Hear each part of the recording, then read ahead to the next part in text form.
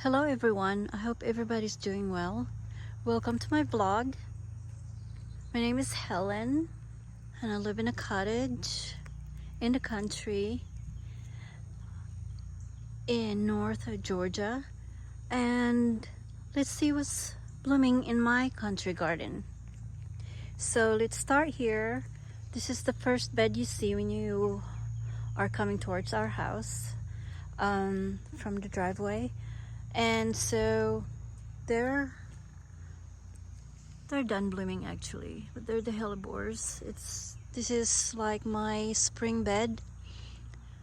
They're mostly hellebores that just self-sow.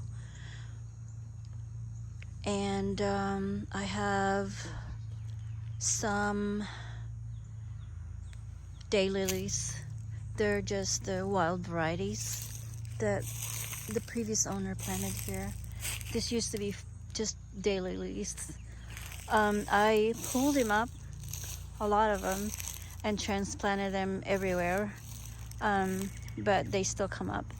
And my recent addition to this garden, just to give this space height and also year-round interest, is this Acer palmatum ghost dancer. I usually don't like green Acer palmatums or Japanese maples, but when I saw the leaves, how beautiful they are. I'm sorry, the sun is just blazing on it. See the leaves? The veining is so beautiful, and I thought I'll just give it a try. And in the fall it will be orange instead of red, or dark crimson red color. The greens actually will give you orangey, like yellow and then orange color in the fall. So that's my addition to improve the appearance of this bed. And then so there's azaleas in there, of course. They're not blooming anymore. So here they are. And then the next bed is really a bed not for blooms, but for just leaf, the leaf size and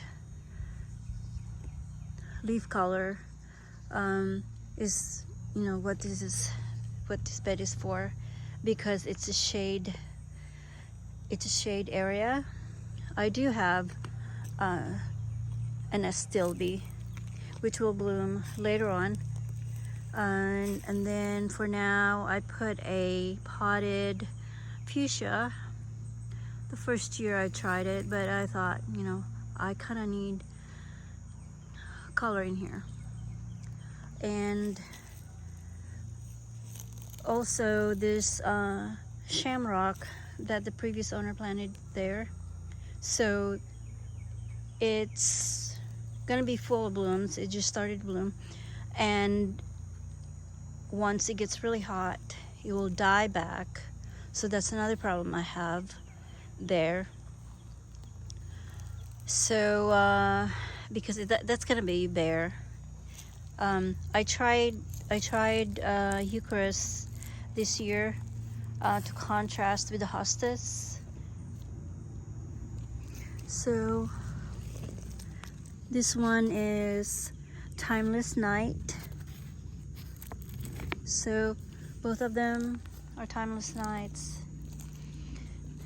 And then these two are Grape Timeless. So, and then that guy will bloom as well soon. And they're the ground orchid. So unusual, but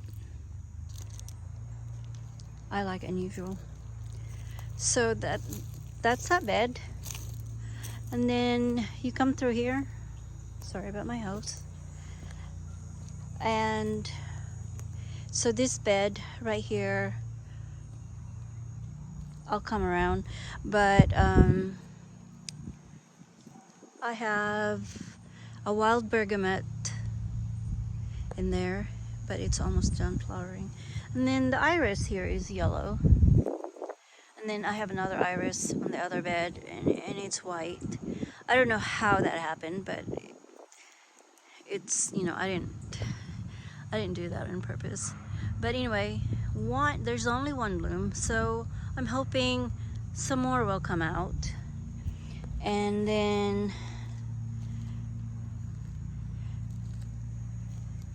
this is the rose there is BB Mysoon,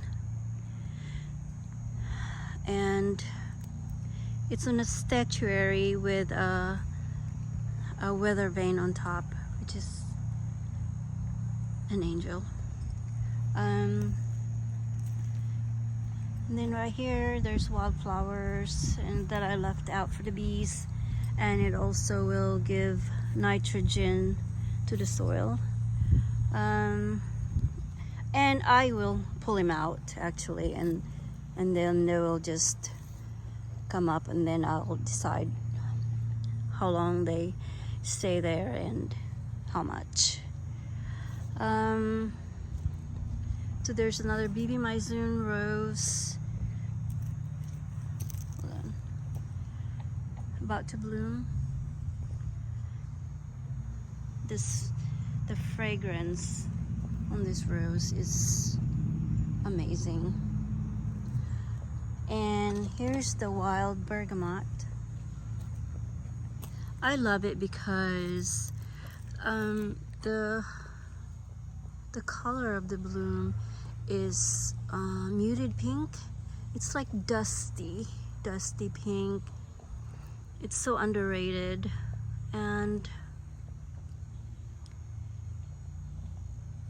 beautiful at the same time.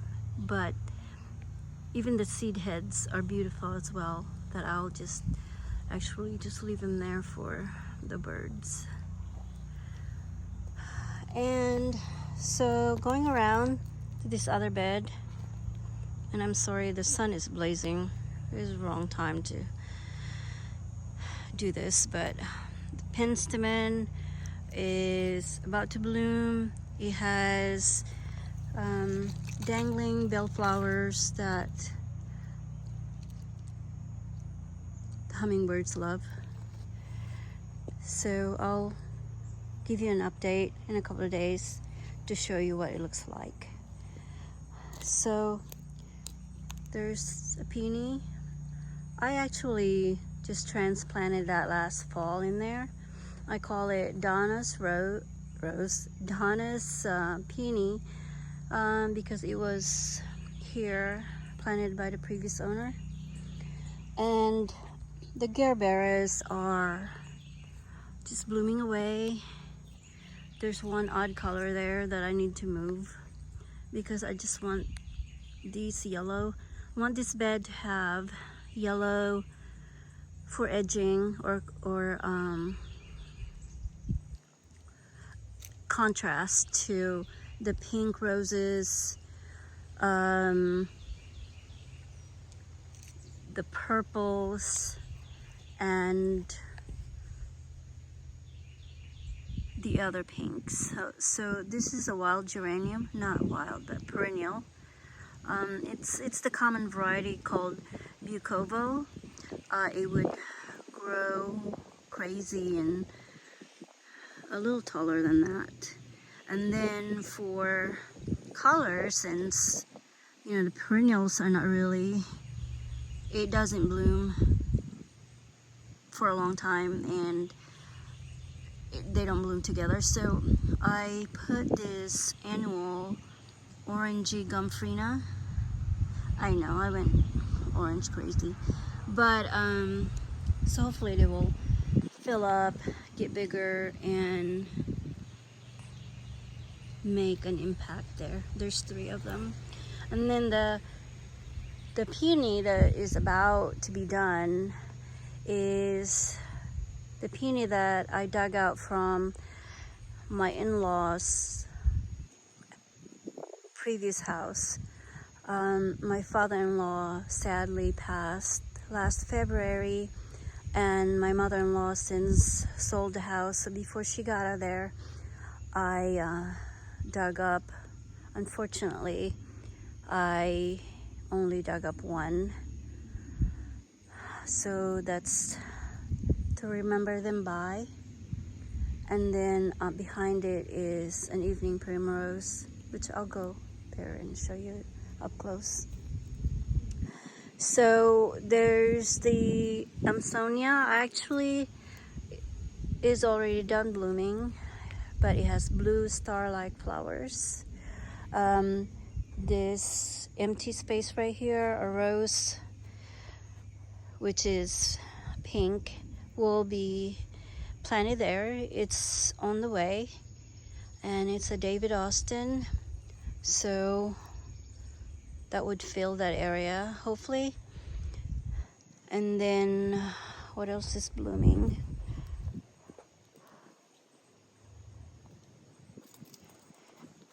There's hellebore, the rose campion. They are reseeding everywhere, but I just leave them there. Rose campion is easy to to manage. When they're done blooming, they kind of look really bad. So all you gotta do is pull them out, and then the seeds will just go everywhere, and the next year, there'll be surprises. And then another perennial or wild geranium is, I just planted it a couple of days ago. It's called Roseanne, and it's blue. It's beautiful. And if you watch garden tours in England, these guys grow really tall, and that's why I planted it next to this rose. Hopefully it'd be like a petticoat on the rose. And this rose is a purple, dark pink purple. It's called Reine de Violettes. And also this thyme hopefully would be a great ground cover for that rose. And here's another wildflower. And with the wildflowers, I leave the pretty ones to bloom, and then I'll just pull them out for next year. And then I can't wait for this guy to bloom, which I left out all winter long in a pot. And I thought he died, but it did well. And it's a limelight hydrangea. I just broke a piece. Another hellebore. The hellebores turn green, which I love when they're almost done blooming. Here's this guy. And they're everywhere. I have yet to pull them out and transplant them everywhere. See the seeds inside? So, but they're different colors. And there's the Veronica, it's white, and then there's the evening primrose, which is, it will also self-sow. So again, this is spring, and it's just the beginning of May, so I don't have a lot blooming yet. So pretty soon the purple cone flowers, there's zinnias in here. They should be blooming soon, and like I said, I'll give you guys an update. And on this, in this Guy Wolf pot that I found from my estate sale, I couldn't believe it. I mean, this size pot is, you can't buy this for $20, but that's how much I paid for it. Estate sales. So that's what's blooming in my country garden. I hope this brings you a little joy, as it does to me. And I see you in the next one.